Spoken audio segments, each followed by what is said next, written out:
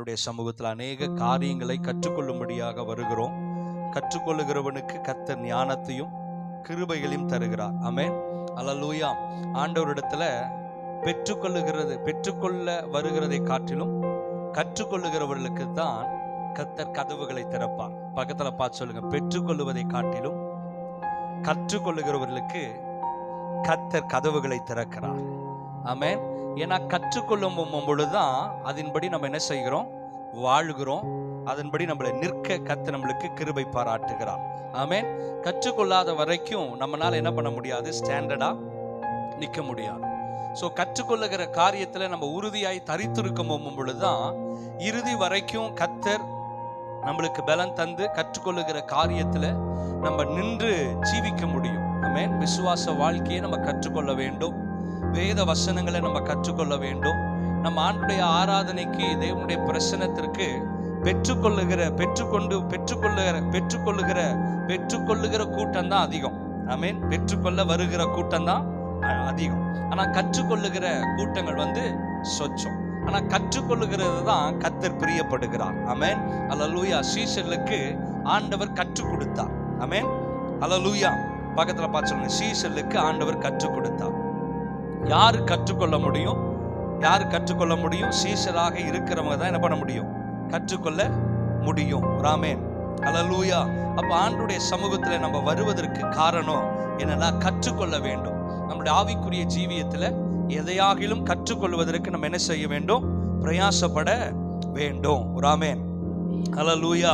So ஆண்டவர் கடந்த நாட்கள் எல்லாம் நம்மளை அதிகமாக பரிசுத்த ஆவியானவருடைய உபதேசத்துல கர்த்தர் நம்மளை நடத்தி கொண்டு வருகிறார். ஆமென். அல்லேலூயா. ஏன்னா பரிசுத்த ஆவியானுடைய உபதேசங்கள் ஒரு மனுஷனுக்குள்ளாக வரும் பொழுது அவங்களை ஆவியானவர் பலப்படுத்துகிறார். ஆமென். அல்லேலூயா. நம்ம சோர்ந்து போகிற நேரத்துல ஆவியானவர் நம்மளுக்கு என்ன பண்றாரு, பலனை தருகிறார். அப்ப விசுவாச வாழ்க்கையில சோர்வு வருமா, வராதா? நிச்சயம் வரும். என்னதான் நம்ம மணிக்கணக்கா ஜெபிக்கிறவங்களாக இருந்தாலும் சில நேரத்துல நம்மளுக்கு சோர்வு வருகிறது, சில நேரத்துல பிரச்சனைகள் வருகிறது. சில நேரத்துல மட்டும் இல்ல, பல நேரத்துல என்னதான் வருது, நம்மளுக்கு பிரச்சனை தான் வருது. ஆனா இதையெல்லாம் மேற்கொள்ளுவதற்கு நம்மளுக்கு எப்படி நம்ம மேற்கொள்ள வேண்டும் என்பதை நம்ம தெரியாததுனால தான் நம்ம தவித்து கொண்டு இருக்கிறோம். ஆமென். எக்ஸாம்ல ஏன் நம்மளால நல்ல மார்க் வாங்க முடியறதில்ல? எக்ஸாம்ல நம்மளால ஏன் நல்ல மார்க் வாங்க முடியறதில்லைன்னா நம்ம கற்றுக்கொள்ளல. ஆமென்.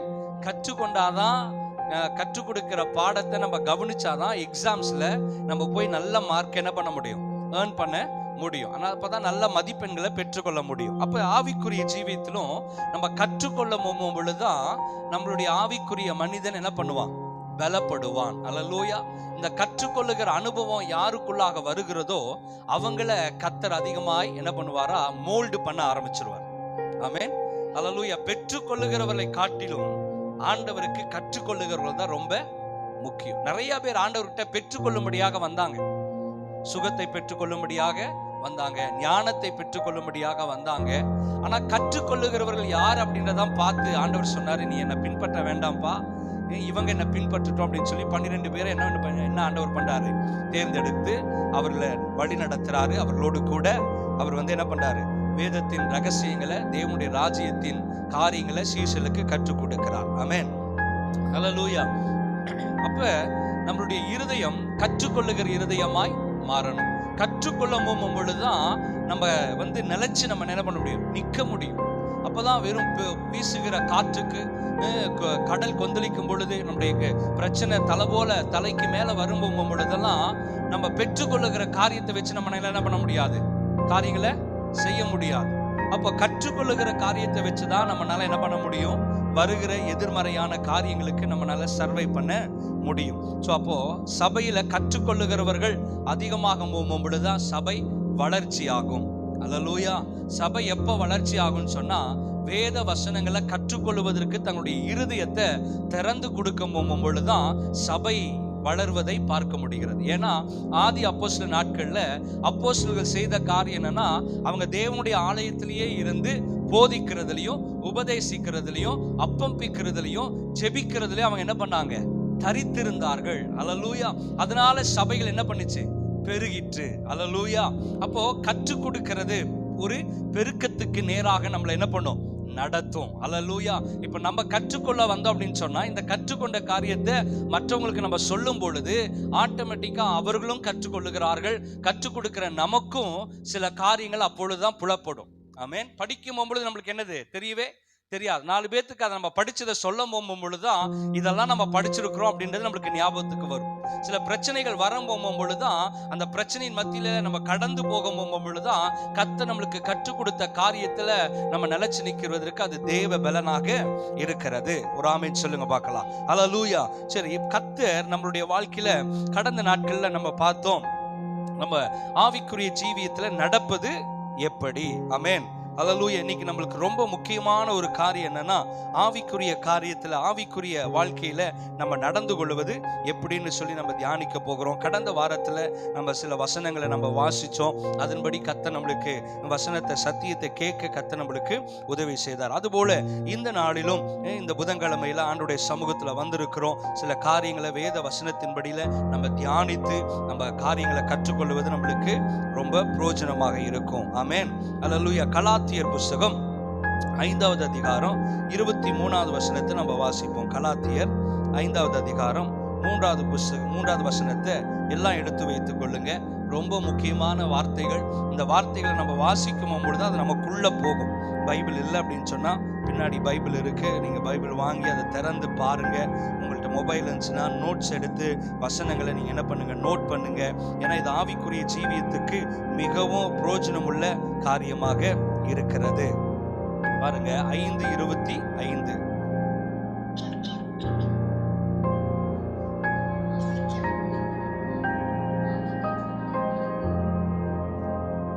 இன்னொரு டைம் வாசிங்க. நாம் ஆவியினாலே பிழைத்திருந்தால், நாம் ஆவியினால் பிழைத்திருந்தால் ஆவிக்கேற்றபடி நடக்கவும் கடவோம். ஆவிக்கேற்றபடி நடக்கவும் கடவோம். வீண் புகழ்ச்சியை விரும்பாமலும், ஒருவரை ஒருவர் கோபம் ஊட்டாமலும், ஒருவர் மேல் ஒருவர் பொறாமை கொள்ளாமலும் இருக்க கடவோம். ஆமென். அல்லேலூயா. ஆண்டவர் இந்த கலாத்தியரை பத்தி சில காரியங்களை எழுதி வைத்திருக்கிறார். அது இந்த கலாத்தியர் புஸ்தகத்தை நம்ம வாசிக்கும் பொழுது ரொம்ப இன்ட்ரெஸ்டிங்கா இருக்கும். கலாத்தியர் சபைக்கு பவுல் என்ன பண்றாரு, ஒரு லெட்டர் எழுதுறாரு. இந்த லெட்டர் எழுதும் பொழுது பவுல் இந்த கலாத்தியர் புஸ்தகம் பத்தி ஒரு காரியத்தை சொல்றாரு. என்னன்னா, ஆரம்பத்துல நீங்க இதை ஆவியில ஆரம்பிச்சீங்கப்பா, ஆனா முடிவில் அது மாம்சத்துல போய் என்ன பண்ணிருச்சு, முடிஞ்சிருச்சு. புத்தி இல்லாத கலாத்தியரே அப்படின்னு சொல்லி பவுல் தன்னுடைய புஸ்தகத்துல, கலாத்தியர் புஸ்தகத்துக்கு, கலாத்தியர்ல பட்டணத்துல இருக்கிற சபைக்கு என்ன பண்றாரு, பவுல் எழுதுகிறத பார்க்கிறோம். ஸோ இதுல ரொம்ப முக்கியமான ஒரு காரியம், அடிக்கடி பவுல் அந்த தேவ பிள்ளைகளுக்கு ரொம்ப காரியத்தை அழுத்தி சொல்றது என்னன்னா, நம் ஆவியில பிழைத்திருந்தால் ஆவிக்கேற்றபடி நடக்க கடவோம். ஒரு ஆமென். அல்லேலூயா. அப்ப நம்ம பிழைத்திருக்கிறது ஆவியானவரால். ஆவியானவர் தான் நம்மளை இயக்குகிறார். ஆவியானவரால நம்ம பிழைத்திருப்போம்னு சொன்னா ஆவிக்கேற்றபடி நம்ம என்ன செய்ய வேண்டும், நடக்க வேண்டும். அப்போ மாம்சத்துக்கேற்றபடி நடக்கிறவர்களுக்கு அது மரணத்தை கொண்டு வரும். ஆவிக்கேற்றபடி நடக்கிறவர்களுக்கு அது ஜீவனும் சமாதானமுமாக இருக்கும். ஒரு மனுஷன் தேவ ஆவியானவரால் நடத்தப்படுவாங்க அப்படின்னு சொன்னா அவங்க சமாதானம் செய்கிறவர்களாக இருப்பார்கள். அவங்க சமாதானத்தின் பிரஜையாக மாறிடுவாங்க. அவங்க சமாதானத்தின் தேவதூதனாய் மாறிடுவாங்க. ஏன்னா பரிசுத்த ஆவியானவர் பாருங்க, ஒரு மனுஷனுக்குள்ளாக வாழும் பொழுது அவங்களுக்கு வீண் புகழ்ச்சியை விரும்ப மாட்டாங்க. ஆமென். அல்லேலூயா. ஆவியில நடத்தப்படுகிறவர்கள் நல்லா புரிஞ்சுக்கணும். ஆவியில நடத்தப்படுகிறதுக்கும் ஆவியில நிறையப்படுகிறதுக்கும் வித்தியாசங்கள் உண்டு. ஆவியானவரால் நிறையப்படுகிறது, அதாவது ஆவியானவர் நம்மளை நிறைக்கிறாரு, நிரப்புகிறார் அப்படின்னு சொன்னா, ஞாயிற்றுக்கிழமை ஆராதனைக்கு வரோம் அல்லது மற்ற கூட்டங்கள்ல வரோம், நம்ம கூடி வரும் பொழுது, தேவனை ஆராதிக்கும் பொழுது நம்மளுக்கு ஒரு விதமான ஒரு உணர்வு, பரிசுத்த ஆவியானவர் உள்ள இறங்கி நம்ம கையை தட்டி அன்னை பாஷை பேசுகிறோம், நல்லா புதிய புதிய நவமான பாஷைகளை பேசுகிறோம். ஏதோ எனக்கு ஒரு புதிய பலன் வந்ததை போல நம்மளுக்கு தெரிகிறது. ஆனா அதே நேரத்துல அது அப்படியே விட்டு விடாதபடிக்கு உள்ள தங்குகிற ஆவியானவரை ஒவ்வொரு நாளும் ஆவியானவர்கிட்ட நம்ம பேசி, ஆவியானவரே எனக்குள்ள நீங்க இருக்கிறீங்க, நீங்க என்ன நடத்தணும் அப்படின்றதுதான் நம்மளுடைய ஜபமாய் மாறணும். ஆமென். அப்போ ஆவியானவரால் நம்மளை நிரப்பப்படும் பொழுது அது ஒரு ஆவிக்குரிய ஜீவியத்துக்கு மாறுதலான காரியமாக இருக்காது. யாரு மேலையும் ஆண்டவர் என்ன பண்ணுவார், ஆவியானவர் இறங்குவார். ஆனா ஆவியானவரால் நடத்தப்படுகிறதா ரொம்ப கவனிக்கப்பட வேண்டியது. அல்லேலூயா. அப்போ சின்ன பிள்ளைகள் கூட இன்னைக்கு ஆவியானவரால் அபிஷேகம் பண்ணப்பட்டு அந்நிய பாஷைகளை என்ன பண்றாங்க, பேசுகிறாங்க.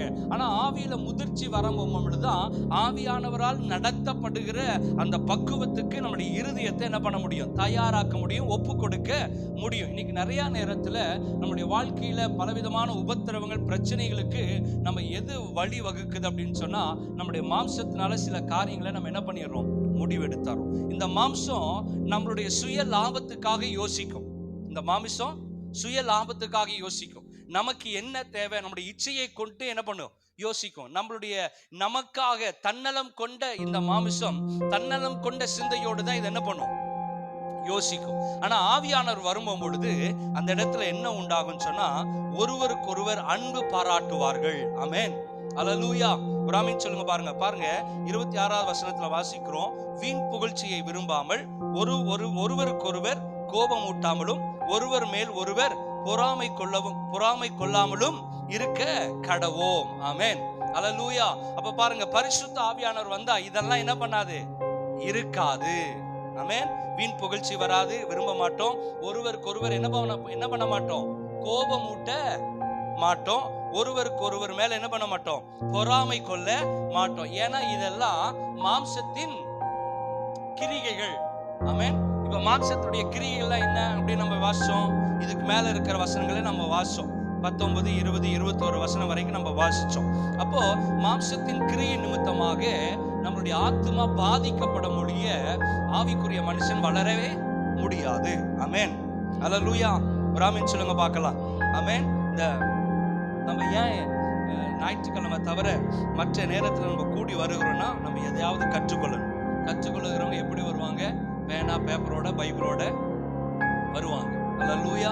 அதனால கற்றுக்கொள்ளுகிறதற்கு நம்முடைய ஆத்மாவை நம்ம ஆயத்தமாக வைத்துக்கொள்ள வேண்டும். சரி, இந்த பரிசுத்த ஆவியானவர், நமக்குள்ளாக இருக்கிற பரிசுத்த ஆவியானவர் ஒரு பொக்கிஷம் மாதிரி. எப்படி ஒரு பொக்கிஷம் மாதிரி. இந்த பொக்கிஷத்தை புதைச்சு வைக்கிறதும் மறைச்சு வைக்கிறதும் நம்மளுடைய கரத்துல தான் இருக்கு. இந்த பொக்கிஷத்தை, உங்களுக்குள்ள இருக்கிற பொக்கிஷத்தை ஒவ்வொரு நாளும் அதை பொங்க விட்டீங்கன்னா உங்க வாழ்க்கை ஜெகஜோதியா தீபம் போல என்ன பண்ணும், எரியும். ஆமென். அல்லேலூயா. ஏன்னா பரிசுத்த ஆவியானவர் ஒரு இருதயத்தை பற்ற வைக்கிறாருன்னு சொன்னா நிச்சயம் அவர் பிரகாசிக்க பண்ணுவார். ஒரு பரிசுத்த ஆவியானவர் ஒரு மனுஷனை ஆளுகை செய்யும் பொழுது அந்த பரிசுத்த ஆவியானவர் அந்த மனிதனுக்குள்ளாக வரும் பொழுது அவனுடைய சகல அமைப்புகளையும் சகல சிந்தைகளையும் மாற்றி அவனை புதிய மனிதனாக ஆவியானவர் என்ன பண்ணுகிறாரு, மாற்றுகிறார். அவனால மாம்சமா சில காரியங்களை என்ன பண்ண முடியாது, யோசிக்க முடியாது. பரிசுத்த ஆவியானவரால் நிரப்பப்பட்டவங்க மாம்சமா சில காரியங்களை எடுக்கிறதுக்கு யோசிப்பாங்க. அவங்களால என்ன பண்ண முடியாது, எடுக்க முடியாது. அப்ப ஆவியானவரால் முழுமையாக ஆளுகை செய்து நடத்தப்படுகிறவர்கள், தேவ ஆவியினால் நிரப்பப்பட்டவர்கள் அவருடைய சித்தத்தை செய்வதில் ரொம்ப கவனமா இருப்பாங்க.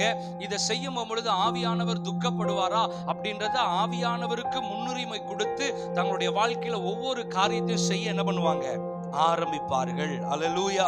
ஒரு ஆமென் சொல்லுங்க பார்க்கலாம். அல்லேலூயா. அப்ப பாருங்க, ரோமர் 8:26 வாசிங்களேன். ரோமர் 8வது அதிகாரம் 26வது வசனத்தை நம்ம வாசிக்கலாம். ரோமர் 8:20. அந்தபடியே ஆவியானவரும் நமது பலவீனங்களில் நமக்கு உதவி செய்கிறார். நாம் ஏற்றபடி வேண்டிக் கொள்ள வேண்டியது இன்னதென்று அறியாமல் இருக்கிறபடியால் ஆவியானவர் தாமே வாக்கு கடங்காத பெரும் மூச்சுகளோடு நமக்காக வேண்டுதல் செய்கிறார். ஆமென். ஆமென் சொல்லுங்க பார்க்கலாம். பாருங்க, ஆவியானவர் எப்படி நம்மளுக்கு உதவி செய்கிறார். ஆவியானவர் நம்மளுக்கு, ஆண்டவர் சொல்றார், நான் போகிறது நல்லது, இது நிமித்தமாக உங்களுக்கு வேறொரு தேற்றரவாளன், சொல்லுங்களேன், தேற்றரவாளன் கொடுப்பேன்னு சொன்னார். அப்ப இந்த பரிசுத்த ஆவியானவர் நமக்கு எதற்காக கொடுக்கப்பட்டிருக்கிறார்னா, நீங்க பாருங்களேன், அழகாக இந்த வேத வசனம் சொல்லுகிறது, அந்தபடி ஆவியானவரும் நமது பலவீனங்களில் நமக்கு உதவி செய்யும்படியாக, பக்கத்துல பார்த்து சொல்லுங்க, எனக்குள்ள வாசமா இருக்கிற ஆண்டவர் எனக்கு உதவி செய்கிறார். ஆமென். அல்லேலூயா. எதுலெல்லாம் உதவி செய்கிறார் தெரியுங்களா? நம்ம பலவீனப்படுகிற நேரத்துல, ஆவியில பலவீனப்படும் பொழுது, சரீர பிரகாரமாக பலவீனப்படும் பொழுது, நம்மளுடைய வாழ்க்கையில பலவிதமான நெருக்கங்கள் சூழ்ந்து வரும் பொழுதெல்லாம் இந்த பலவீனத்துல நின்று நம்மளை விடுதலை ஆக்குவதற்கு சிறந்த நபராக பிதாவானவரால் இயேசு கிறிஸ்துவால் ஆனவரால் அனுப்பப்பட்டது பரிசுத்த ஆவியானவர். ஒரு ஆமென் சொல்லுங்க பார்க்கலாம். இந்த ஆவியானவர் நமக்குள்ளாக வாசமாய் இருப்பதற்கு அவர் நம்மளுக்கு பலவீனங்களை நம்மளுக்கு என்ன செய்கிறாராம்? உதவி செய்கிறார். அது மட்டும் இல்லாம பாருங்க, நாம் ஏற்றபடி வேண்டுதல் செய்யும்படிக்கு, எனக்கு என்ன ஜெபிக்கணும்னு தெரியாத நேரத்துல கூட ஆவியானவர் எனக்காக வாக்கு கடங்கா பெருமூச்சோடு கூட நமக்காக வேண்டுதல் செய்கிறார். ஆமென். இப்ப ஆவியானவர் நமக்குள்ள வரும் பொழுது என்ன நடக்கும் அப்படின்னு சொன்னா, அவர் எனக்கு உதவி செய்கிறார், அவர் எனக்கு வேண்டுதல் செய்கிறார். ஆமென். அல்லேலூயா. பக்கத்துல பார்த்துங்க, உங்களுக்காக ஒரு நபர் 24 மணி நேரம் ஜெபித்து கொண்டு இருக்கிறார்னா அவர் தான் பரிசுத்த ஆவியானவர். ஆமென். அல்லேலூயா. அப்ப பாருங்க, நம்மளுடைய பலவீனங்களில் நமக்கு உதவி செய்யும்படியாக நமக்கு பரிசுத்த ஆவியானவர் கொடுக்கப்பட்டிருக்கிறார். ஆனா நம்மளுடைய பலவீனத்தை நம்ம தான் சுமப்போன்னு சொல்லி என்ன பண்ணிடுறோம்? ஒத்த கால நம்ம என்ன பண்ணிட்டு இருக்கிறோம்? நின்றுட்டு இருக்கிறோம். ஆனா வசனம் சொல்லுது, உன்னுடைய பலவீனங்களை அவர்கிட்ட சொல்லு, அவருடைய பலவீனங்களை பலத்தால் என்ன பண்ணுவாரு? இடை கட்டுவார். அதே போல இயேசு கிறிஸ்து சொல்றாரு, வருத்தப்பட்டு பாரம் சுமக்கிறவர்களே நீங்கள் எல்லோரும் என்னிடத்துல என்ன பண்ணுங்க? வாருங்க, நான் உங்களுக்கு என்ன பண்றேன்? இளைப்பாறுதலை தருகிறேன். ஆனா நம்ம என்ன செய்யறதுல, இல்ல ஆண்டவரே, நானே என் பாரத்தை, நானே என் பலவீனத்தை சுமந்துக்கிறேன், அதனால உங்களுக்கு பிரச்சனை வேண்டாம், நீங்களே ஏற்கனவே சிலுவையில பல பாடுகள் உபத்திரவங்களை என்ன பண்ணிட்டீங்க? பார்த்துட்டீங்க, என் பாரத்தை நானே சுமந்துக்கிறேன்ற மாதிரி நம்மளே நம்முடைய பாரத்தை சுமந்துக்கிட்டு வருகிறோம். ஆனா வசனம் என்ன சொல்லுகிறது? எனக்காக உதவி செய்யும்படியாக பரிசுத்த ஆவியானவர் நமக்கு கொடுக்கப்பட்டிருக்கிறார். அல்லேலூயா. சில நேரத்துல நம்ம ஆவிக்குரிய ஜீவியத்துல வருகிற பிரச்சனை நிமித்தமாக நம்மளால ஜெபிக்கவே முடியாம போகிறது. ஆமாவா இல்லையா? ஆமென். அல்லேலூயா. சில நேரத்துல என்ன ஜெபிக்கணும்ன்றதே நம்மளுக்கு தெரிய மாட்டேங்குது. ஏன்னா அவ்வளோ பிரச்சனை. இதுக்கு போய் உட்காந்து ஜெபம் பண்ணா வேற எதுக்கோ ஒன்று பண்ணுவோம், ஜெபம் பண்ணிட்டு இருப்போம். சில நேரத்துல ஜெபம் பண்ண போலான்னு நினைக்கும் போதுதான் பல விதமான பிரச்சனைகள் வரும். ஜெபிப்பதற்கு பிசாசு நம்மள என்ன பண்ண மாட்டேன்றான்? விடவே மாட்டேன்றான். ஏதாவது ஒரு விதத்துல தடை என்ன பண்ணிக்கிட்டான்? உண்டு பண்ணி கொண்டே இருக்கிறான். சில நேரத்துல மாம்சமா நம்மளும் சில காரியங்களை செய்யறதுனால ஜெபத்துக்கு பலவிதமான தடைகளை நம்மளே என்ன பண்ணிடுறோம்? ஏற்படுத்தி கொள்ளுகிறோம். ஆனா ஆவியானவர் ஒரு மனுஷனுக்குள்ளாக வரும் பொழுது ஜெபிப்பதற்கு அவங்களுக்கு தடையே வராது. அல்லேலூயா. பிராமின் சொல்லுங்க. பேதுரு பாருங்க, ஆண்டவர் சொல்ல 1 மணி நேரமாவது ஜெபிக்க மாட்டியான்னு கேட்டாரு பேதுரு கிட்ட. ஆனா அதே பேதுரு தேவ ஆவியானவரால் நிரப்பப்பட்ட பொழுது அவங்க ஜெபிக்கிறத நிறுத்தவே இல்லை. அப்ப என்னால ஜெபிக்க முடியல அப்படின்றதுக்கு காரணம் என்னன்னா, எனக்குள்ள பரிசுத்த ஆவியானவருடைய ஆளுகைக்குள்ளாக இன்னும் நான் என்ன முழுமையாக என்ன பண்ணல, விட்டு கொடுக்க இல்ல. அல்லேலூயா. அப்ப வேற யாரையும் நம்ம என்ன பண்ண முடியாது? ப்ளேம் பண்ண முடியாது. நம்ம எவ்வளோக்கு எவ்வளோ ஆவியானவரால் விட்டு கொடுக்கிறோமோ, ஆவியானவருக்குள்ளாக நம்மளை விட்டு கொடுக்கிறோமோ, ஆவியானவருடைய ஆளுகைக்குள்ளாக நம்ம கடந்து போகிறோமோ, அவ்வளோக்கு அவ்வளோ தேவ ஆவியானவர் என்னை பலப்படுத்துகிறார். அல்லேலூயா.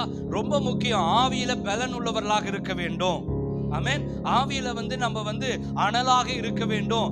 சரீரத்துல பலன் உண்டாக வேண்டும். சரீரத்துல நல்லா ஆரோக்கியமாக இருக்க வேண்டும். இதெல்லாம் ஆவியானவர் கொடுக்கிற பலன். ஒரு ஆமென் சொல்லுங்க பார்க்கலாம். அப்போ ஆவியானவர் நமக்காக உதவி செய்கிறார், நமக்காக வேண்டுதல் செய்கிறார். அடுத்தபடி நீங்க வாசிங்கன்னா 27வது வசனத்தை வாசிங்க. ஆவியானவர் தேவனுடைய சித்தத்தின்படியே பரிசுத்தவான்களுக்காக வேண்டுதல் செய்கிறபடியால் இருதயங்களை ஆராய்ந்து பார்க்கிறவர் ஆவியின் சிந்தை இன்னதென்று அறிவார். 28 அன்றியும் அவருடைய தீர்மானத்தின்படி அழைக்கப்பட்டவர்களாய் தேவனிடத்தில் அன்பு கூறுகிறவர்களுக்கு சகலமும் நன்மைக்கு ஏதுவாக நடக்கிறது என்று அறிந்திருக்கிறோம். முதல்ல உதவி செய்கிறார். அடுத்தது என்ன பண்றாரு? நமக்கு ஆவியானவர், உங்களுக்குள்ள இருக்கிற ஆவியானவர் உங்களுக்கு என்ன செய்கிறார்னா, நீங்க உடனே என்ன சொல்லணும்? வசனத்தோட சொல்லணும். எனக்கு என்ன பண்றாரு? சோத்திரம். என்னவா பண்றாரு? உதவி செய்கிறார், எனக்காக வேண்டுதல் செய்கிறார். வசனம் சொல்லுது, எனக்காக நன்மை செய்கிறார், நன்மைக்கு ஏதுவாய் நடக்கிறது என்று அறிந்திருக்கிறேன். நல்லா கவனமா கேளுங்க. இந்த ஆவியானவர் இல்லைன்னா நம்மளால சர்வே பண்ணவே முடியாது. மாம்சம் நம்மளை மேற்கொண்டுகிட்டே தான் இருக்கும், நம்ம விழுந்துகிட்டே தான் இருப்போம், நம்மளால எந்திரிக்க முடியாது. ஆவியானவர் ஒரு மனுஷனை கையை பிடிச்சு தூக்கம் பொழுதுதான் அவனை தொடர்ந்து ஓட முடியும். ஆமென், அல்லேலூயா. நான் விழுந்து போய் இருக்கிறேனே, நான் விழுந்து போயிருக்கிறேன் ஐயா, நான் விழுந்து போயிருக்கிறேன் பாச, என்னால எந்திரிக்க முடியல, என்னால எந்திரிச்சு ஓட முடியலன்னா ஒன்னே ஒண்ணு என்னன்னா, உங்களுக்குள்ள இருக்கிற ஆவியானவரை அனல் மூட்டி எழுப்பி கொள்ளுங்க. அவர் தான் நம்மளை ஓட வைக்கிறவர், அவர் தான் நம்மளை நடத்துகிறவர். வேற யாராவது நம்மளை கையை தூக்கி பிடிச்சு நம்மளை கூட்டிட்டு போவாங்கன்னு மட்டும் என்ன பண்ணாதீங்க, நினைக்காதீங்க. நம்ம விழுந்தோன்னா நம்மளை தூக்குகிற ஒரே ஆண்டவர், ஆண்டவரால கொடுக்கப்பட்ட ஆவியானவர் தான் நம்மளுக்கு முதல்ல வந்து உதவி செய்கிறார். அல்லேலூயா. அவர் உதவி செய்கிறார். ராமீன் சொல்லுங்க பார்க்கலாம். அல்லேலூயா. முதல்ல அடிபட்ட உடனே யாருக்கு கூப்பிடுவாங்க? ஆம்புலன்ஸ்க்கு கூப்பிடுவாங்க. 108க்கு உடனே என்ன பண்ணுவாங்க? கூப்பிடுவாங்க. அப்போ முதல்ல ஆம்புலன்ஸ் வந்து ஃபர்ஸ்ட் எய்ட் பண்ணுவாங்க.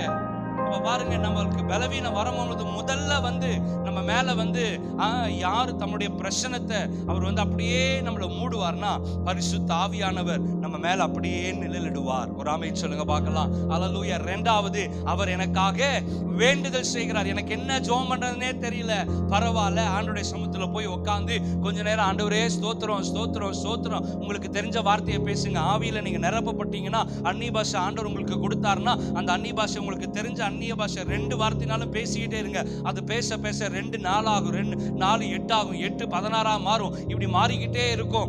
பவுல் சொல்றாரு, உங்களை காட்டிலும் 10,000 தீர்க்கதரிசி 10,000 அந்நிய பாஷைகளை நான் என்ன பண்றேன், பேசுகிறேன். அதிகமான அந்நிய பாஷைகளை யார் பேசுறா அப்படின்னு கேட்டா பவுல் சொல்றாரு, நான் பேசுறேன் அப்படின்றாரு. அப்போ நம்ம கொஞ்சம் கொஞ்சமா நம்முடைய ஆவிக்குரிய மனுஷனை நம்ம என்ன செய்ய வேண்டும்? அனலாக்கி கொள்ள வேண்டும். இல்ல அப்படின்னு சொன்னா, அனலும் இல்லாம குளிரும் இல்லாம இருந்தா வசனம் சொல்லுது, கர்த்தர் நம்மள என்ன பண்ணிடுவாரு? வாந்தி எடுத்து போட்டுடுவார். ஆவியானவர் இல்லைன்னா நம்மளால அனலா என்ன பண்ண முடியாது? ஓட முடியாது. நம்ம ஜெபம் வீணாய் போயிடும், நம்ம ஆராதனை வீணா போயிடும். நம்ம ஜெபிக்கிற ஜெபங்கள், நம்ம ஏறெடுக்கிற ஆராதனை, வேத வாசிப்பு, இதெல்லாம் ஆவியானவர் இருக்கிறதுனாலதான் ஒரு பெரிய ஒரு தாக்கமுள்ள ஒரு ஜெபமாக, ஒரு தாக்கமுள்ள ஆராதனையாக, அர்த்தமுள்ள ஆராதனையாக மாறுகிறது. ஏன்னா ஆராதனையில செய்யும் பொழுது வசனம் சொல்லுகிறது, யோவான் 4:24 சொல்லப்படுகிறது, ஆவியோடும் உண்மையோடு ஆராதிக்க வேண்டும். அப்ப ஆவியானவரோடு கூட நம்ம இணைஞ்சு ஆராதிச்சாதான் அந்த ஆராதனை உண்மையாக மாறும். கர்த்தர் அதை என்ன பண்ணுவாரு? முகர்ந்து கொள்ளுவார். ஆமென், அல்லேலூயா. அப்ப பாருங்க, ஆவியானவர் நமக்கு நன்மைக்கு ஏதுவாக என்ன பண்றாரு? நடக்கிறார், நடத்துகிறார். பழைய ஏற்பாடுல நீங்க பாத்தீங்கன்னா ஆவியானவர் வந்து ஒரு கெஸ்ட் ரோல் மாதிரி. எப்படி? கெஸ்ட் ரோல் மாதிரி. இந்த கெஸ்ட் ரோல்னா என்ன பண்ணுவாங்க? வருவாரு, அவருடைய டைம் வரும்பொழுது அவர் இறங்கி காரியங்களை செஞ்சுட்டு போயிடுவாங்க. அல்லேலூயா. ஆனா புதிய ஏற்பாடுக்குள்ள வரும்பொழுது ஆவியானவர் எனக்குள்ளாக வாசமா இருக்கிறார். ஆமென். ஆவியானவர் எனக்குள்ள வாசமா இருக்கிறார். நான் என்ன பண்ணணும், நான் என்ன செய்யணும் அப்படின்றத ஆவியானவரை கேட்கும் பொழுது ஆவியானவர் எனக்குள்ள இருந்து என்னை கைட் பண்ணுவார். எனக்கு நல்ல நண்பன். எனக்கு இது முடியல ஆண்டவரே, எனக்கு முடியல ஆவியானவரே, எனக்கு கற்றுக்கொள்ளுங்க. நான் செய்கிற பாதை, நான் போகிற பாதை சரியான எனக்கு தெரியல, நான் பண்ற காரியம் தப்பா ரைட்டான எனக்கு தெரியல, என்னுடைய மாம்சம் என்னை மேற்கொள்ளுகிறது, எனக்கு இந்த காரியத்துல நீங்க தான் ஒரு தெளிவை கொடுக்கணும், அதனால எனக்குள்ளாக நீங்க இருந்து அந்த காரியத்துல என்னை விடுதலை ஆக்குங்கன்னு சொல்லி நீங்க ஜெபம் பண்ண உங்க இருதயத்தை ஒப்பு கொடுத்தீங்கன்னா, உங்களுக்குள்ளாக இருக்கிற ஆவியானவர் உங்களை நேர் வழியில நடத்தி நன்மையான காரியத்தை உங்க வாழ்க்கையில செய்ய அவர் வல்லவராக இருக்கிறார். இதனால ஆவியானவர் என்ன பண்ண மாட்டார்? நம்மள தீங்கான வழியில கொண்டு போய் விடவே மாட்டார். அல்லேலூயா. இன்னைக்கு நிறைய நேரத்துல பிரச்சனையை பார்த்து ஓடுறதுக்கு காரணம் என்ன தெரியுங்களா? நம்ம ஆவியானவருக்கு நம்ம விட்டு கொடுக்கிறது இல்ல. ஆண்டவர் வசனம் சொல்லுகிறது, நீங்க சும்மா இருங்க, நான் உங்களுக்காக என்ன பண்றேன்? யுத்தம் பண்றேன். அவர் எப்படி யுத்தம் பண்ணுவாரு? எப்படி யுத்தம் பண்ணுவாரு? நம்முடைய யுத்தம் யாரோடு கூட இருக்கிறது? மனுஷனோடு கூட நம்ம யுத்தம் பண்றோமா? இல்ல. நம்முடைய யுத்தம் எங்க இருக்கிறது? வான மண்டலத்தில் இருக்கிற பொல்லாத சேனைகளோடு தான் நம்மளுக்கு யுத்தம். இப்ப ஆண்டவர் சொல்றாரு, அதை கூட நீ பண்ணாத, உனக்காக நான் யுத்தம் பண்றேன். எனக்காக யார் யுத்தம் பண்ணுவார்னா, பரிசுத்த ஆவியானவர் யுத்தம் பண்ணுகிறார். அவருடைய யுத்தம் எப்படி தெரியுங்களா? அவர் எனக்காக பிதாவுடைய வலது பரிசத்துல உட்கார்ந்து எனக்காக வேண்டுதல் செய்து கொண்டிருக்கிறார். அல்லேலூயா. ஒரு ஆமென் சொல்லுங்க பார்க்கலாம். அப்ப நமக்காக கொடுக்கப்பட்டிருக்கிற பரிசுத்த ஆவியானவர் நமக்குள்ளாக நிரந்தரமாய் தங்கி என்ன பண்றாரு? வாசம் பண்ணுகிறார். அல்லேலூயா. முதல்ல நம்ம நம்பணும், எனக்குள்ள பரிசுத்த ஆவியானவர் இருக்கிறார். எனக்குள்ள ஒரு நபர் என்ன பண்றாரு? வாழ்கிறார். இந்த குடிச்சவங்களை பார்த்தீங்கன்னா அந்த மது போதை, அந்த மதுதான் அவங்களை என்ன பண்ணும்? சொல்லுங்களேன்.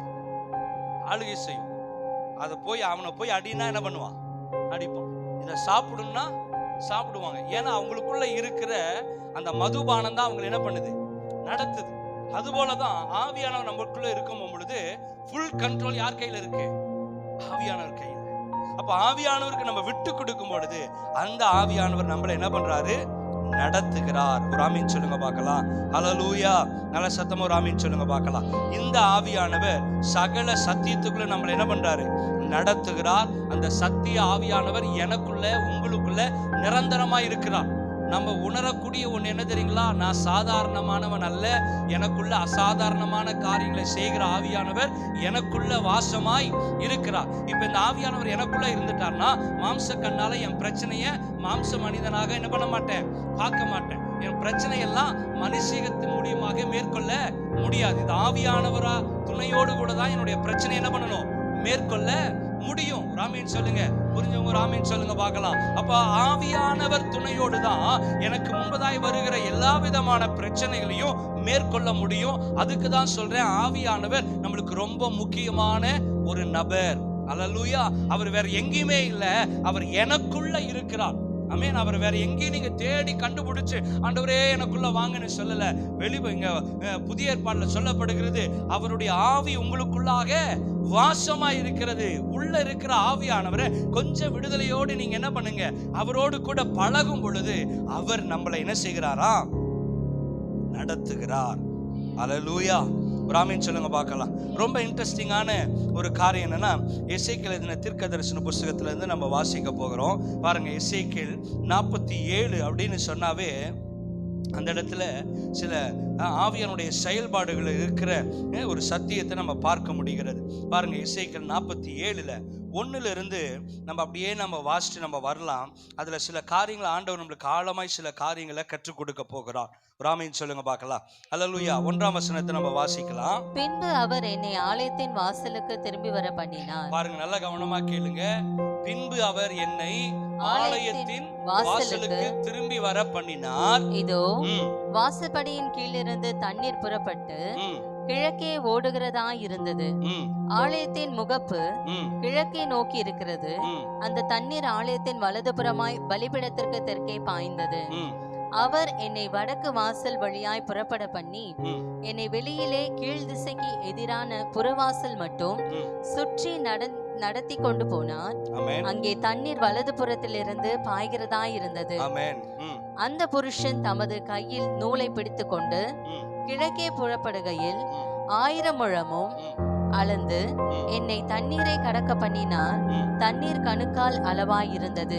பாருங்க, ஆலயத்தின் பகுதியிலிருந்து ஒரு தண்ணீர் என்ன பண்ணுது, புரண்டு ஓடுகிறத பார்க்க முடிகிறது. சோ இத பாத்தீங்கன்னா ஆலயத்தின் அடிப்பாகத்திலிருந்து தண்ணீர் என்ன பண்ணுதான், புரண்டு ஓடுகிறது. ராமேன் சொல்லுங்க பார்க்கலாம். அல்லேலூயா. இப்ப என்ன பண்றாங்க, 1000 முழம் என்ன பண்றாங்க, அளந்து நூலை பிடிச்சு 1000 முழத்தில் அளந்து அந்த புருஷன் என்ன பண்றான், எசேக்கியேல் என்ன பண்றாரு, கூட்டிட்டு போறாரு. இப்ப பாருங்க, இந்த 1000 முழம் என்பது எத்தனைன்னு கேட்டா 450 மீட்டர்கள். ராமேன் சொல்லுங்க பார்க்கலாம். அல்லேலூயா. புரியுதா? இதெல்லாம் எதுக்கு பாஸ்டர் எங்களுக்கு சொல்லிட்டு இருக்கிறீங்க, எங்களுக்கு வரமா அற்புதம் நடந்தா போதும் அப்படின்ற மாதிரி இருக்கு. அல்லேலூயா.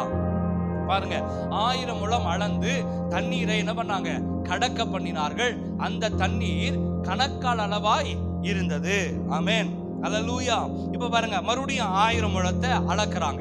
அந்த மறுபடியும் அந்த 1000 முழம் அளந்த பிறகு கணக்கால் அளவு போன அந்த லெவல் வந்து இப்ப வந்து எந்த அளவுக்கு வந்துருச்சு, இடுப்பு அளவு வந்துருச்சு.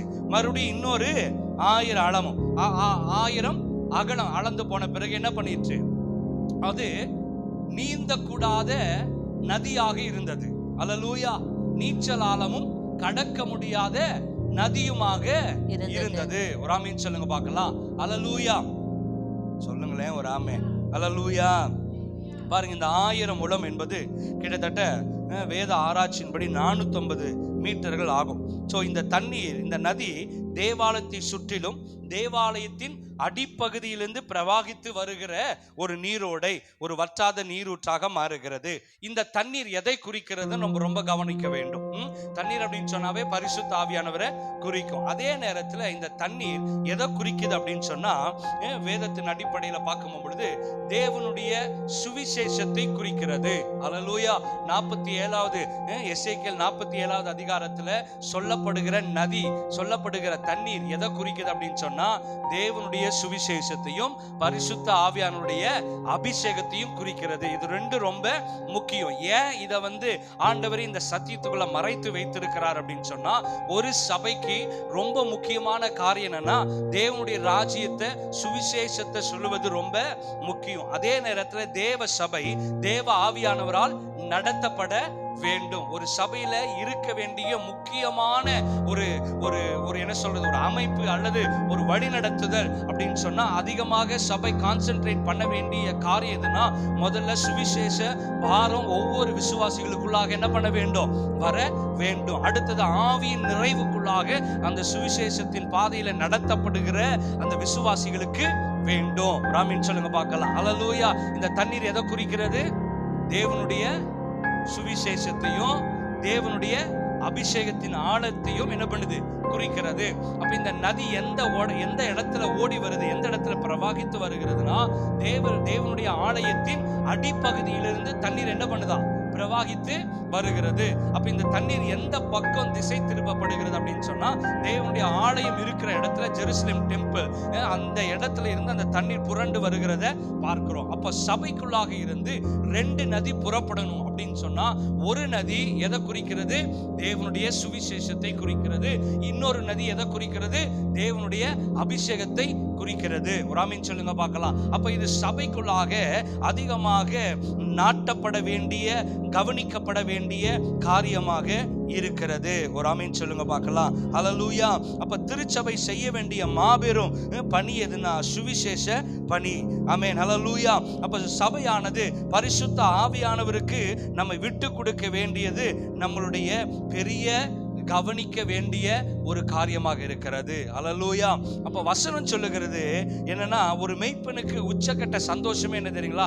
ஒரு ஊழியக்காரனுக்கு உச்சக்கட்ட சந்தோஷமே எது அப்படின்னு கேட்டீங்கன்னா, விசுவாசிகள் வீடு வாங்குறதோ, விசுவாசிகள் கார் வாங்குறதோ, விசுவாசிகள் பல ஆசீர்வாதங்கள் அனுபவிக்கிறதோ இல்ல. இதெல்லாம் ஆட்டோமேட்டிக்கா ஆவியானவர் என்ன பண்ணுவாரு, ஒரு மனுஷன் தேவனுக்குள்ளாக வளர வளர, வசனம் சொல்லுகிறது, தாவீது நாளுக்கு நாள் என்ன பண்ணினான், விருத்தி அடைந்தான். நாளுக்கு நாள் ஆசீர்வாதமா இருந்தான். இந்த ஆசீர்வாதத்துக்காக தாவீது எங்கேயாவது போய் உட்கார்ந்து உபவாசம் பண்ணி ஒரு 40 நாள் உபவாசம் பண்ணி 21 நாள் உபவாசம் பண்ணி ஆண்டவரே என்ன ஆசீர்வதிங்கன்னு சொல்லி வேணாரா? ஒண்ணுமே இல்லை. ஆட்டோமேட்டிக்கா தாவீது தேவனுடைய இருதயத்துக்கு ஏற்றவனாய் மாறின பொழுது ஆண்டவர் தாவீதுக்கு வேண்டியது எல்லாத்தையும் என்ன பண்ணாரு, கொடுக்க ஆரம்பிச்சான். அதனால தாவீது வர வர என்ன பண்ணான், விருத்தி அடைந்தான். அவன் கொஞ்சம் கூட என்ன பண்ணல, குறைந்து போகிறவனாய் போகவே இல்லை. அப்போ ஒரு விசுவாசி எதுல வளர வேண்டும், எதை பார்த்தா ஊழியக்காரங்க சந்தோஷப்படுவாங்க அப்படின்னு சொன்னா, வேத வசனம் சொல்லுகிறது. நீங்க எடுத்து வாசிங்களேன். 3 யோவான் 1:4.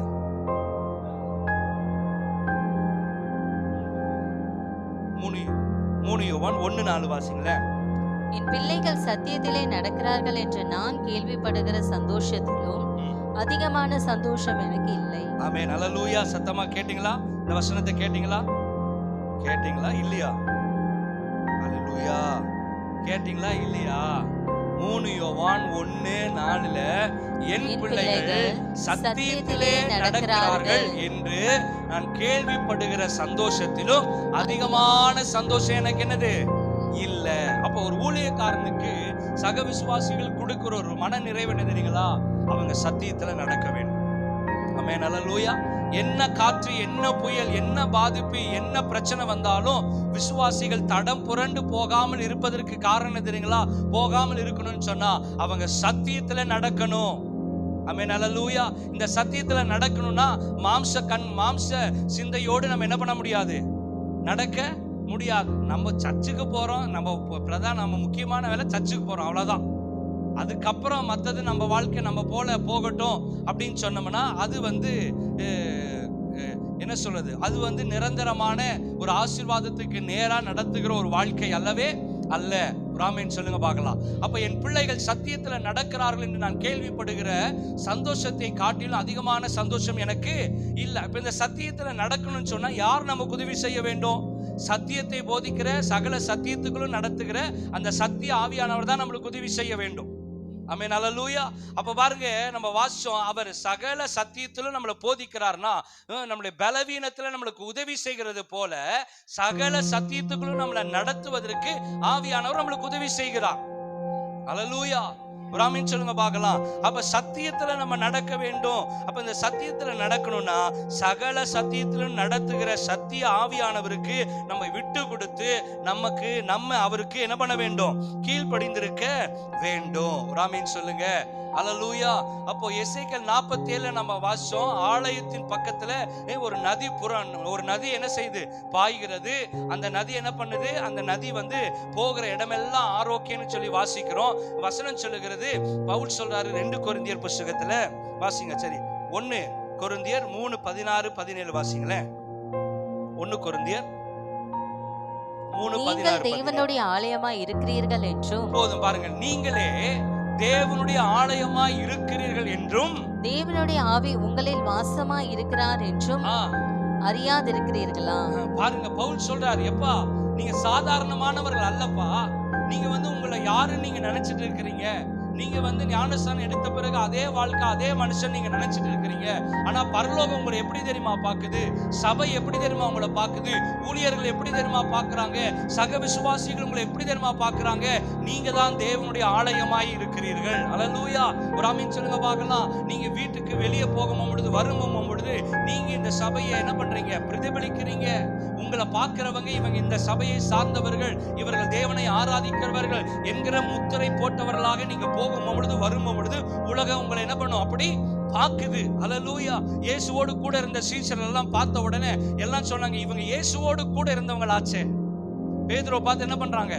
சொல்றாங்க, அவன் பேச்சை வச்சு கண்டுபிடிச்சாங்க, நீ இயேசுவோடு கூட இருந்த ஆளாச்சே. அப்போ நம்ம இந்த உலகம் எப்படி பார்க்குது? இவங்க இந்த சபையை சார்ந்தவர்கள், இவர்கள் இயேசுவை ஆராதிக்கிறவர்கள், இவர்கள் கிறிஸ்துவின் ஆவி உடையவர்கள். இந்த உலகம் நம்மளை அப்படிதான் பார்க்கிறது. அப்போ வசனம் சொல்லுகிறது, இந்த உலகம் மட்டுமல்ல, பரலோகம் எப்படி நம்மளை பார்க்குது?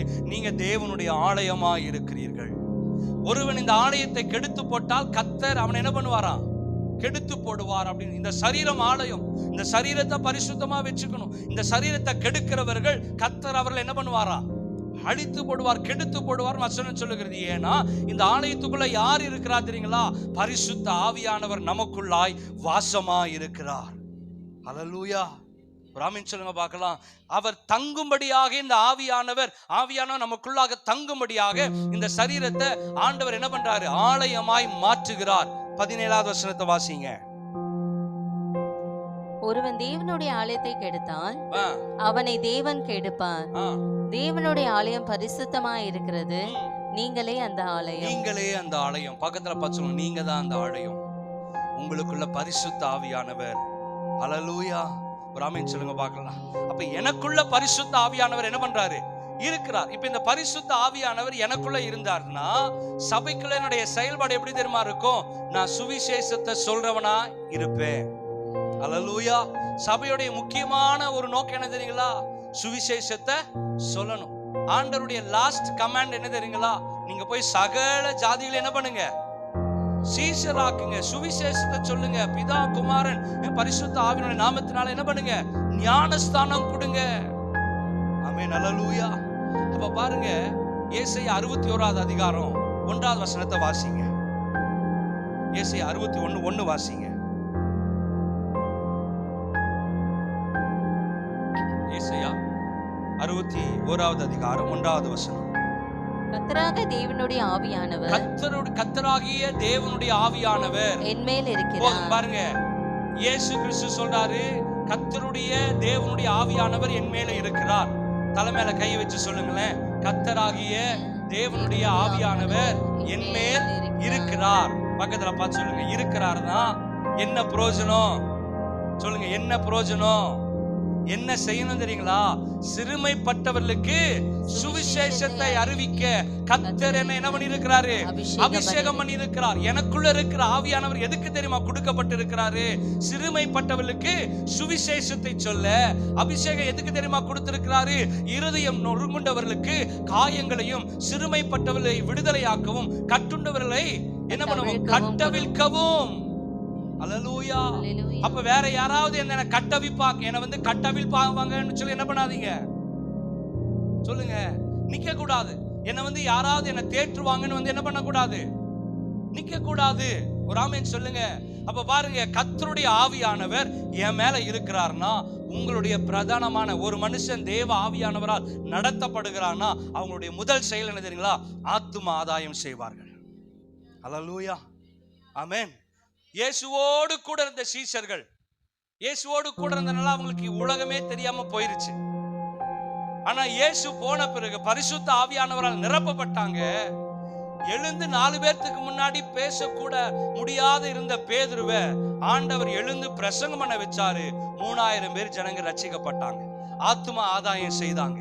அல்லேலூயா. பேதுரு நினைச்சிருந்தாருன்னா, எனக்கு பேச தெரியாது, எனக்கு பாட தெரியாது, எனக்கு ஞானம் இல்ல. அவங்க பேதுருடைய பேச்செல்லாம் கேட்டாங்க. இருக்கிற ஜனங்கள் சொன்னாங்க, பேதுருவுக்கு இப்படிப்பட்ட ஞானம் எப்படி வந்தது? இப்படிப்பட்ட அறிவு எப்படி வந்தது? அப்போ இந்த அறிவும் இந்த ஞானமும் ஆவியானவர் ஒரு மனுஷனுக்குள்ள வரும் பொழுது ஆவியானவர் அவங்களை கைட் பண்ணி அவங்களுக்கு ஞானத்தையும் அறிவையும் போதிப்பார். ஆமென். அல்லேலூயா. சகல சத்தியத்துக்குள்ள நடத்துவார். சகல சத்தியத்துக்குள்ளனா சகல ஞானத்துக்குள்ள நடத்துவார். சகல அறிவையும் நம்மளுக்கு கொடுப்பாரு. உலக அறிவும் உண்டாகும். ஆவியானவர் வந்துட்டா வெறும் வார்த்தையின் மேல இருக்கிற அறிவும் வராது.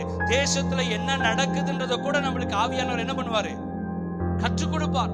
தேசத்தின் மேல ஒரு பாரம் உண்டாகும். ஆமாவா இல்லையா? ஆவியானவர் இல்லாத பட்சத்துலதான் நம்ம என்ன பண்ணுவோம்? ஆண்டவரே, என் குடும்பம், என்னுடைய வீடு, என் பிள்ளை, என் பிரச்சனைன்னு உட்காந்துருப்போம். ஆனா ஆவியானவர் உள்ள வந்துட்டார்னா அது பொதுவாய் மாறிவிடும். ஆமென். அல்லேலூயா. நம்ம உலகத்துக்கு வழிகாட்டியாக கர்த்தர் நம்மளை என்ன பண்ணிடுறாரு? ஏற்படுத்தி வைத்து விடுகிறார். அல்லேலூயா. அப்ப ஆவியால நடத்தப்படுகிறவர்கள் அதை எப்படி நம்ம நிதானிக்க முடியும் சொன்னா, ஆவியானவரால் நடத்தப்படுகிறவர்களுக்கு தேவன் கொடுக்கிற ஒரு பெரிய பொக்கிஷம் என்ன தெரியுங்களா? அபிஷேகம். அவங்களுக்கு கொடுக்கப்படுகிற பெரிய பொறுப்பு என்ன தெரியுங்களா? சுவிசேஷத்தை பிரசங்கிக்க வேண்டும். ஆமென். அல்லேலூயா. அப்போ ஒரு மனுஷன் தேவ ஆவியானவரால் நடத்தப்படுவாங்கன்னா அவங்க முதல் காரியம் என்ன தெரியுங்களா? அவங்க கனிகளால அறிவார்கள். ஆமென். நம்மளுடைய கனிகள் எப்படி தெரியுமா வெளிப்படும்? நம்ம இன்னொரு ஆத்துமாவை என்ன பண்ணணும்? பெத்து எடுக்கணும். ஆமாவா இல்லையா? அல்லேலூயா. நான் மட்டும் வந்துட்டேன் பாஸ்டர், எப்படியாவது நான் மட்டும் பரலோகம் போனா மட்டும் போதாது. ஆண்டவர் கணக்கு கேட்பாரு. அல்லேலூயா. அப்ப நமக்காக கொடுக்கப்பட்ட ஆவியானவர் சொல்ற காரியம் இதை இயேசு கிறிஸ்துவே என்ன பண்ணியிருக்கிறாரு? செய்திருக்கிறார். என்னன்னா, ஆவியானவர் என் மேல இருக்கிறார், சிறுமைப்பட்டவர்களுக்கு சுவிசேஷத்தை அறிவிக்க கர்த்தர் என்ன பண்ணியிருக்கிறாரு? அபிஷேகம் பண்ணி இருக்கிறார். அல்லேலூயா. அப்ப வெறும் கையை தட்டி ஒரு 4 வார்த்தையை மட்டும் கடபடன்னு நல்லா ஓட்டிட்டு நம்ம ஓடக்கூடாது. வசனம் என்ன சொல்லுது? அவர்கள் தேவனுடைய ராஜ்யத்திற்கு உபயோகமுள்ள பாத்திரவான்களாய் மாறுவார்கள். அல்லேலூயா. மத்தேயு 28 கடைசி 2-3 வசனங்களை நம்ம வாசிச்சோம்னா 19-20. மத்தேயு 28-19-20 வாசிங்களேன்.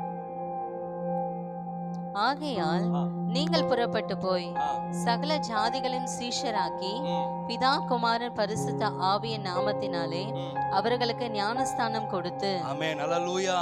பாருங்க, சுவிசேஷத்தை பிரசங்கிக்கும்படியாக கர்த்தருடைய ஆவி என் மேல் இருக்கிறார் என்று தீர்க்கதரிசிகளால் உரைக்கப்பட்ட வார்த்தையை ஆண்டவர் தேவாலயத்துல வாசிச்சாரு. அங்க எல்லாம் முடிச்சிட்டு அவர் பரமேறுகிற நேரத்துல சீஷர்களை பார்த்து சொல்றாரு, எப்பா, என் மேல இருக்கிற ஆவியானவர் உங்க மேல நிழலிடுவாரு. அப்ப நீங்க என்ன பண்ணுங்க?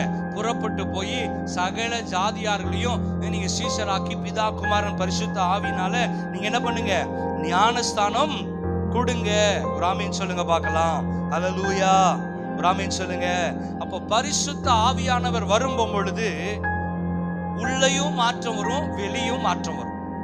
பக்கத்துல பாருங்க, ஒரு மனுஷனுக்குள்ளாக ஆவியானவர் வந்துட்டார்னா உள்ள மட்டும் மாற்றம் வராது, வெளியும் மாற்றம் வரும்.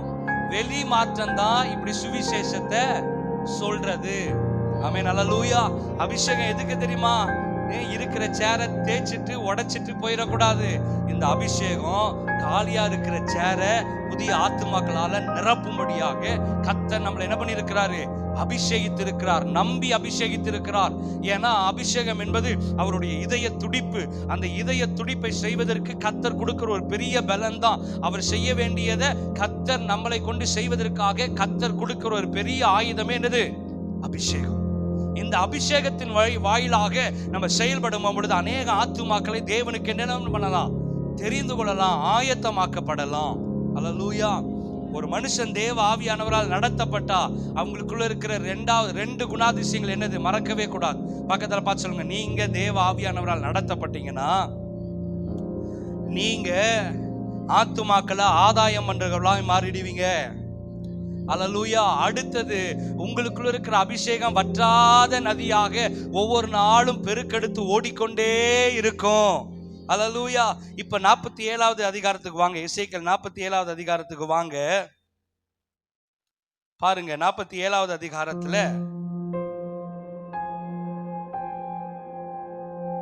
8வது வசனத்துல இருந்து வாசிங்க. அவர் என்னை நோக்கி, பாருங்க, நல்லா கவனமா கேளுங்க. அவர் என்னை நோக்கி, இந்த தண்ணீர் கிழக்கு தேசத்திற்கு புறப்பட்டு போய் வனாந்திர வழியாய்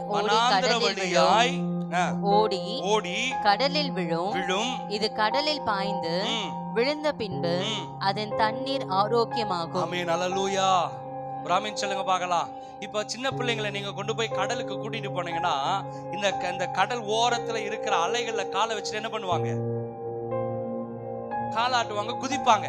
கொஞ்சம் காலில் தண்ணி பட்டுச்சுன்னா உடனே என்ன பண்ணுவாங்க? தண்ணிக்குள்ள கால் வச்சுட்டு என்ன பண்ணுவாங்க? ஜம்ப் பண்ணுவாங்க. இன்னைக்கு நிறைய நேரத்துல நம்ம ஜம்ப் அடிக்கிற விசுவாசியா மட்டும் என்ன பண்ணிடக்கூடாது. இதுல கொஞ்சம் ஆவியான என்ன தொட்டுட்டாருன்னா நம்ம என்ன பண்ணுவோம்? நல்லா கை தட்டி ஆவியில நிறைஞ்சிட்டு ஓடிடக்கூடாது. இன்னும் நீந்த கூடாத ஆழத்துக்குள்ளாக நம்ம என்ன பண்ண வேண்டும்? போக வேண்டும். அல்லேலூயா. அதுதான் ஆவியானவரால் நடத்தப்படுகிற ஒரு அனுபவம். அப்படி அந்த நதிக்குள்ளாக போகும் பொழுது நம்ம பெற்றுக்கொள்ளக்கூடிய முதல் காரியம் என்ன தெரியுங்களா? அந்த நதி ஆரோக்கியமாகும். ஆமென், அல்லேலூயா. சுகம் வேணுமா? ஆவியானவர் தர அவர் ரெடியா இருக்கிறார். ஆமென், அல்லேலூயா. பிராமின் சொல்லுங்க, பிராமின் சொல்லுங்க. பாருங்க, ஆண்டவர் பிரயாணப்பட்டு போகும் பொழுது சீசலை பார்த்து சொல்றாரு, எனக்கு பசி எடுக்குதுப்பா, நீங்க போய் கிராமத்துல போய் ஏதாவது சாப்பாடு இருக்கான்னு பார்த்துட்டு வாங்க. நான் இந்த கிணத்து கண்டையில என்ன பண்றேன்? கிணத்து பக்கம் கொஞ்ச நேரம் ஓய்வா இருக்கிறேன் அப்படின்னு பாக்குறாங்க. அப்போ அந்த நேரத்துல சமாரிய ஸ்திரீ என்ன பண்றா? வரும் பொழுது கொஞ்சம் குடிக்க தண்ணி தாங்க அப்படின்னு கேட்ட பொழுது இயேசு பார்த்து சொல்றாங்க, நாங்க சமாரியா சார்ந்தவங்க, நீங்க எங்கள்கிட்ட தண்ணி கேட்க கூடாது. நீங்க எங்களுக்கு தண்ணி கேட்டா உங்களை என்ன பண்ணிடுவாங்க? எங்களை ஊரை விட்டு ஒதுக்கி வச்சிருவாங்க. இது உங்களுக்கு தெரியாதா? அப்படி இப்படின்னு கேட்கும் பொழுது ஆண்டவர் சொல்றாரு, கேட்கிறவர் யாருன்னு நீ தெரிஞ்சுனா என்கிட்ட நீ ஜீவ தண்ணீரை என்ன பண்ணுவ? கேட்ப. வற்றாத ஒருவனுக்கும் தாகம் எடுக்காத தண்ணிய என்கிட்ட இருக்கு, நீ பெற்றுக்கொள்ள முடியும். அந்த தண்ணீர் தாகத்தை தணிக்கிற தண்ணீர் மட்டுமல்ல, அது ஆரோக்கியத்தை உண்டு பண்ணுகிற தண்ணீர். அல்லேலூயா. அப்ப ஒரு மனுஷனுக்குள்ளாக பரிசுத்தம் வரும் பொழுது, பரிசுத்த ஆவியானவர் வரும் பொழுது அவங்க என்ன எப்படி இருக்க முடியும்? ஆரோக்கியமாக இருக்க முடியும். அவங்க சிந்தையில ஆரோக்கியமாக, அவங்க சிந்தை ஆரோக்கியமாய் மாற முடியும். அவங்க பேசுறது ஆரோக்கியமான வார்த்தைகளா இருக்கும். பக்கத்துல பார்த்து சொல்லுங்க, ஆவியானவர் உங்களுக்கு வந்துட்டா ஆரோக்கியமான வார்த்தை பேசுவீங்க, அயோக்கியமான வார்த்தையே பேச மாட்டீங்க. அல்லேலூயா. ஆமா, சில நேரத்துல ஆவியானவர் இல்லைன்னா நம்ம வார்த்தை எப்படிதான் போகும்? தாறுமாறா போகும். ஆனா ஆவியானவர் உள்ள வந்துட்டார்னா எது பேசணும் எது பேசக்கூடாதுன்றத ஆவியானவர் நம்மளுக்கு ஒவ்வொரு நாளும் இன்ஸ்ட்ரக்ட் கொடுத்துக்கிட்டே என்ன பண்ணுவாரு? இருப்பாரு. அப்ப இந்த ஆவியானவருக்குள்ளாக நான் மூழ்கம் போடும் பொழுது எனக்கு கிடைக்கிற பெரிய நன்மை என்னன்னா, என்ன ஆரோக்கியத்துல என்ன பண்றாரு? அடைய பண்ணுகிறார். வாசிங்க, அடுத்தது கீழே வாசிங்க. சம்பவிப்பது என்னவென்றால், இந்த நதி போகும் இடமெங்கும் சஞ்சரிக்கும் ஜீவ பிராணிகள் யாவும் பிழைக்கும். பாருங்க, பிராணிகள் கூட என்ன பண்ணும்? பிழைக்கும். இந்த தண்ணீர் அங்கே வந்தபடியினால் வெகு ஏராளமான மச்சங்களும் உண்டாயிருக்கும். இந்த நதி போகும் இடமெங்கும் உள்ள யாவும் ஆரோக்கியப்பட்டு பிழைக்கும். ஆமென். ஆரோக்கியம் உண்டாகும், ஆரோக்கியப்பட்டு பிழைக்கும். பக்கத்துல பார்த்து சொல்லுங்க, உங்களுக்குள்ள ஆவியானவர் வந்தா நீங்க மட்டும் ஆசீர்வாதமா இருக்க மாட்டீங்க. நீங்க போற இடமெல்லாம் கர்த்தர் உங்களை ஆசீர்வாதமா மாற்றுவார். நீங்க வைக்கிற இடமெல்லாம் ஆரோக்கியமா மாறும். உங்களை பார்க்கிறவங்களுக்கு ஆரோக்கியம் வரும். நீங்க ஜெபிக்கிறவங்களுக்கு ஆரோக்கியம் வரும். நீங்க யார்கிட்டெல்லாம் பேசுறீங்களோ ஆண்டவர் அவங்கெல்லாம் என்ன பண்ணுவாரு? கியூர் பண்ண ஆரம்பிச்சிருவார். எவ்வளவு பெரிய நீங்க நடமாடும் டாக்டரா மாறிடுவீங்க. எவ்வளவு ஒரு சந்தோஷம். வியாதியை சுமந்துட்டு இருந்த நம்மள கர்த்தர் வியாதியை குணமாக்குகிற அளவுக்கு நமக்குள்ள ஆவியானவர் செயல்பட அவர் ரெடியா இருக்கிறார். அல்லேலூயா. அப்ப பாருங்க, வசனம் சொல்லுகிறது, அந்த தண்ணீர் எனக்குள்ளாக இருக்கிறதுனால. எந்த தண்ணீர்? சுவிசேஷம் என்கிற தண்ணி, அபிஷேகம் என்கிற தண்ணி எனக்குள்ள இருக்கும் பொழுது நான் ஆரோக்கியம் அடைகிறேன். நான் போகிற இடமெல்லாம் ஆரோக்கியமாய் மாறுகிறது. இருக்கிற ஜீவ பிராணிகள் கூட ஆரோக்கியமாய் மாறுகிறது. ஆமென். அல்லேலூயா. 10வது வசனத்தை வாசிங்க. அப்பொழுது என்கேதி துவங்கி எனேகலாயின் மட்டும் மீன் பிடிக்கிறவர்கள் அதன் கரையிலே நிற்பார்கள். போதும். மீன் பிடிக்கிறவங்க எங்க நிப்பாங்க? நதியில மீன் பிடிக்கிறவங்க எங்க நிப்பாங்க? மீன் பிடிப்பாங்கல்லப்பா. கேக்குதா? கனெக்டா இருக்கிறியா? கனெக்டா இருக்கிறியா? மீன் எங்க பிடிப்பாங்க? கடல்ல. எங்க பிடிப்பாங்க? நடுக்கடலை பிடிப்பாங்க. ஆனா இங்க வசனம் தெரியுங்களா சொல்லுது? வாசிங்க. அப்பொழுது என்கேதி துவங்கி, அதுக்கு கீழே வசனம் பாருங்க, மீன் பிடிக்கிறவர்கள் அதன் கரையிலே நிற்பார்கள். கரையில யாராவது நின்று மீன் பிடிப்பாங்களா? அதுவும் கடல்ல. கரையில போய் நின்னா என்னதான் வரும்? கரையில போய் நின்னா என்ன வரும்? கடலையும் பேப்பரும் குப்பையும் தான் என்ன பண்ணும்? சொல்லுங்க, வரும்.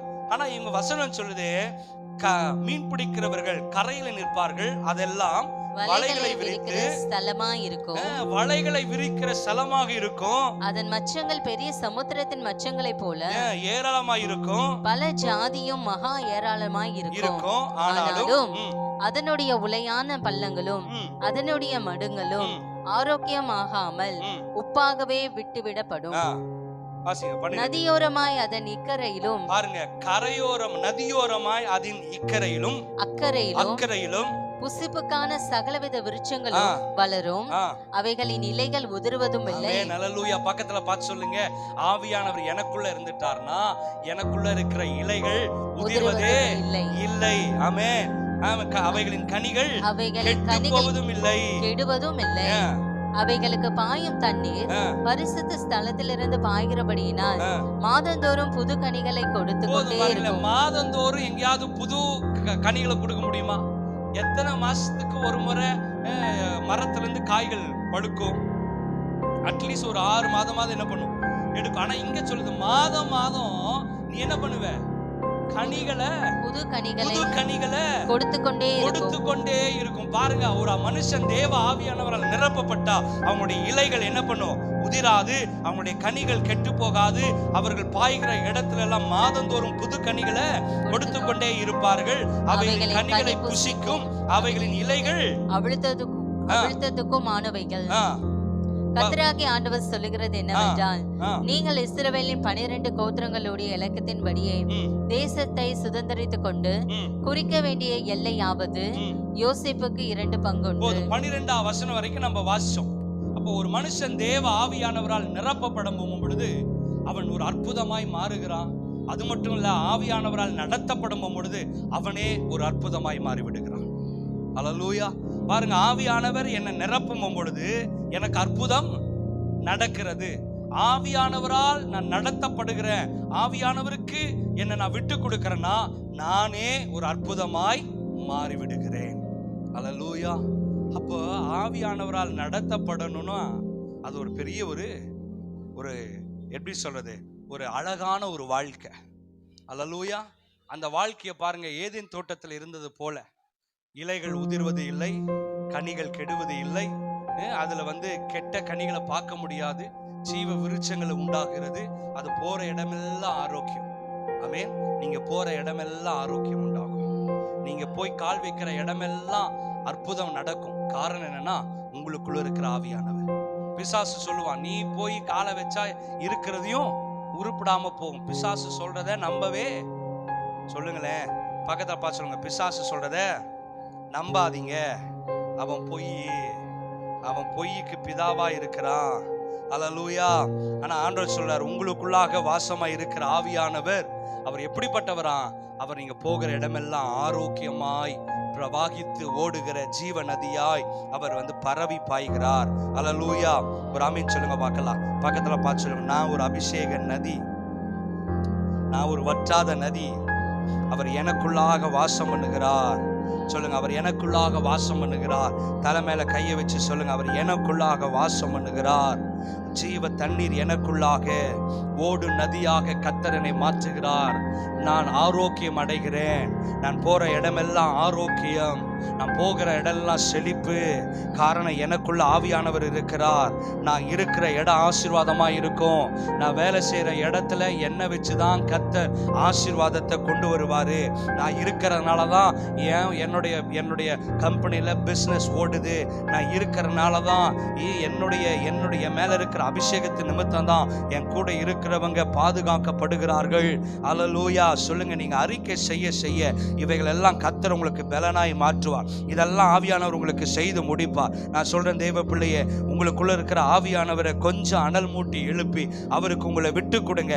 நீங்க விட்டு கொடுக்க ஒருபோதும் நீங்க கெட்டு போகவே மாட்டீங்க. மற்ற காரியங்களுக்கெல்லாம் நீங்க விட்டு கொடுத்தீங்க, மற்ற காரியங்களுக்கெல்லாம் எதுக்கோ ஆவியானவரை விட்டுட்டீங்க. ஆனா இன்னைக்கு ஆவியானவரை எந்தெந்த இடத்துலலாம் விட்டு கொடுத்தீங்களோ அந்த இடத்துலலாம் ஆவியானவரை விட்டு கொடுக்காம ஆண்டவருடைய பிரசன்னத்துல நின்று, ஆண்டவரே எனக்குள்ள நீங்க வாசமா இருங்க, எனக்குள்ள நீங்க ஆண்டவரே, அப்பா ஆண்டவரே நீங்க வாசமா இருப்பதற்காக நன்றி, எனக்குள்ளாக நீங்க கிரியை செய்கிறதற்காக நன்றி, எனக்குள்ளாக நீர் ஆண்டவரே தங்கி தாபரிப்பதற்காக நன்றி. எல்லாம் வாயை திறந்து சொல்லுங்க, வாயை திறந்து சொல்லுங்க, ஆண்டவரே நான் ஒரு அபிஷேக நதி, ஆண்டவரே நான் ஒரு ஜீவ நதி, நான் வற்றாத நதி. ஓ ரபாலா ஹாத்துரு ரூபாலா ஷரா ரகடதனா, ஓ ரபாலா ஹதனா ரகட அபிஷேக நதி. ஆண்டவரே உமக்கு ஸ்தோத்திர ராஜா. ஹல்லேலூயா, ஹல்லேலூயா, ஹல்லேலூயா. அபிஷேக நதி, நான் ஒரு அபிஷேக நதி. ஓ ரபா ஹந்துரு ரிபாலா சண்டனா ரகடதனா ரியாங்கட தன ரகடதனா. ஓ ரெண்டு கரங்களை உயர்த்தி ஆண்டவருடைய சமூகத்தில் வாயை திறந்து Thank you Holy Spirit. Hallelujah, hallelujah. உமக்கு நன்றி செலுத்துகிற ராஜா. எல்லா கண்ணை மூடி ரெண்டு கரங்களை உயர்த்தி